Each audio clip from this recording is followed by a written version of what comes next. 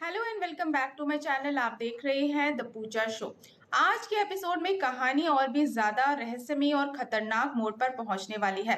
वसुधा serial में आज करिश्मा गौरव से साफ कहती है कि बहुत कम लोग जानते हैं कि प्रभात अभी जिंदा है। दुनिया के लिए तो वो मर चुका है, लेकिन अगर इस समय प्रभात को सच में खत्म कर दिया जाए तो देव कभी भी साबित नहीं कर पाएगा कि प्रभात जिंदा था।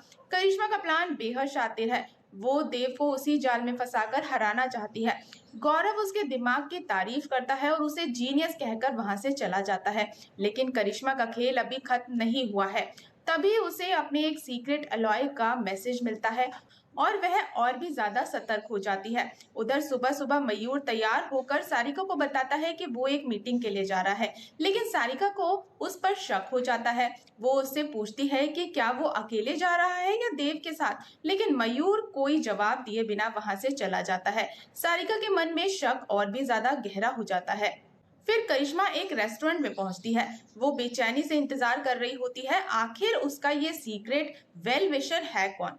तभी उसे एक नोट और एक पेन ड्राइव मिलती है। जैसे ही वो उसे देखती है, उसे समझ आ जाता है कि ये देव का सबसे बड़ा हथियार है, जिसमें उसके खिलाफ सबूत मौजूद है। वो तुरंत लैपटॉप मंगवाकर पेन ड्राइव चेक करती है।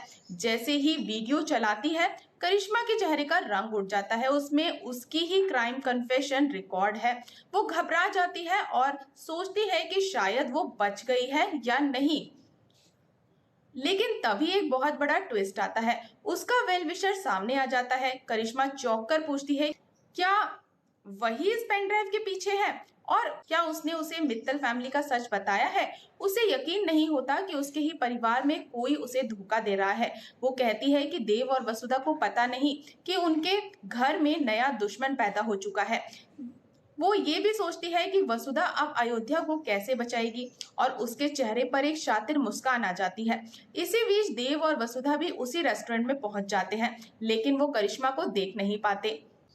दूसरी तरफ प्रभात संतोष से कहता है कि उसे कुछ पेपर साइन करवाने हैं। तभी वसुधा का फोन आता है और वो कहती है कि वो कल साइन कर देगी, लेकिन प्रभात का असली इरादा तो कुछ और ही है। वो चुपके से सब कुछ अपने हिसाब से खेलना चाहता है।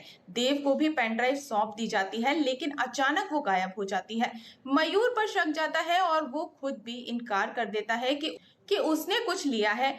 अब देव और वसुधा के पास कोई कॉपी नहीं बचती। घर लौटने पर चंद्रिका की हालत देखकर सभी परेशान हो जाते हैं।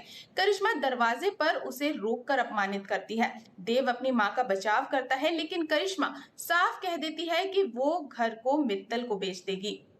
देव उसे चेतावनी देता है कि इसके गंभीर परिणाम होंगे, लेकिन करिश्मा किसी की नहीं सुनती। अब कहानी में खतरा और भी ज्यादा बढ़ चुका है। देव, वसुधा और पूरा परिवार एक ऐसे जाल में फंस चुका है जहां हर कदम पर नया धोखा इंतजार कर रहा है। और सवाल यही है, क्या देव करिश्मा के इस जाल को समय रहते रोक पाएगा? तो जानने के लिए बने रहे हमारे साथ। और अगर आपको आज की ये अपडेट पसंद आई हो तो वीडियो को लाइक और चैनल को सब्सक्राइब करना बिल्कुल ना भूलें। तो मिलते हैं नेक्स्ट अपडेट के साथ, तब तक के लिए गुड बाय।